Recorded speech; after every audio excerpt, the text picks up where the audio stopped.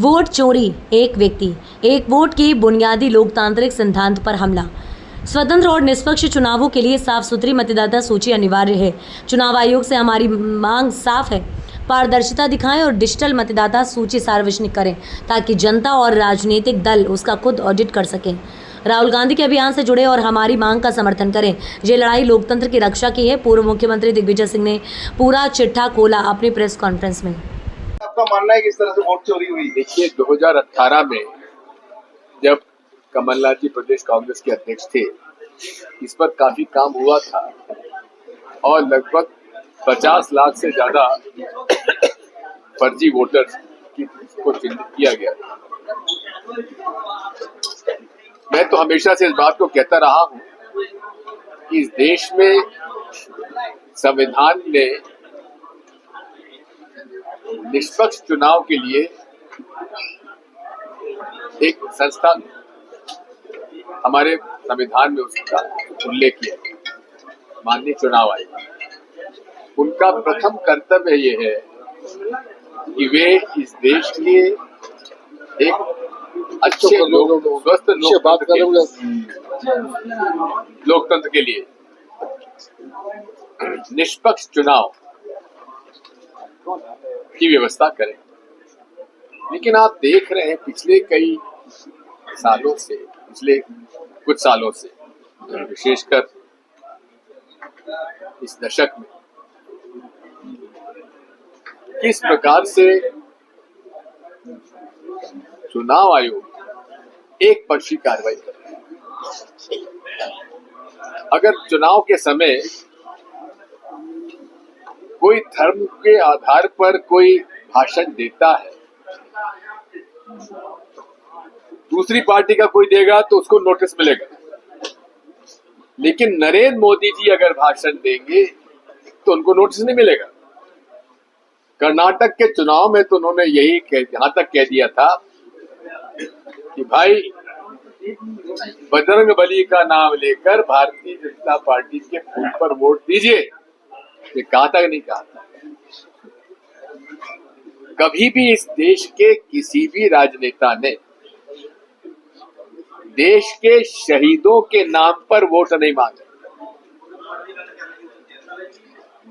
अब पुलवामा की घटना पर भी प्रधानमंत्री जी ने कहा कि उन शहीदों के नाम पर वोट भाजपा को वोट दीजिए। अरे भाई, उनके शहादत के लिए तो आप खुद जिम्मेदार हैं। यही अगर जो सीआरपीएफ के डीजीपी साहब ने हवाई जहाज मांगा था, अगर उन्हें दे दिया जाता तो ये दुर्घटना नहीं होती। और सत्यपाल मलिक स्वर्गीय आज हमारे वो बीच में नहीं है, उस समय उपराज्यपाल थे जम्मू कश्मीर के। उन्होंने तो साफ आरोप लगाया है कि इसमें पूरा का पूरा की जवाबदारी और जिम्मेदारी जो है तत्कालीन गृह मंत्री और हमारे प्रधानमंत्री जी की। कहने का मेरा मतलब यह है उसके नाम पर वोट मांगे, लेकिन चुनाव आयोग ने उन पर कोई कार्रवाई नहीं की। अरे कांग्रेस पार्टी, ये मैं स्वयं इसमें शामिल मैं बता रहा हूं, मैंने स्वयं ने लोगों के दस्तखत करा के हमने हमारे कुछ बिंदु थे चुनाव आयोग के सामने चुनाव के निष्पक्ष चुनाव कराने के लिए। उसमें हम देखते हैं कि हमको समय तक नहीं दिया चुनाव आयोग। ये राहुल गांधी जी ने एक ऐसे तथ्यों को सामने रखा है, अकाट्य है। एक व्यक्ति का नाम अनेक स्थानों पर है, अनेक पोलिंग बूथ पर है, अन्य प्रदेशों में है। आखिर ये क्या हो रहा है?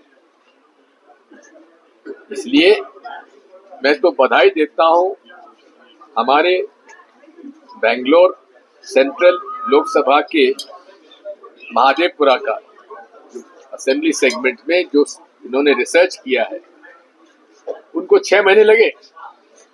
क्यों?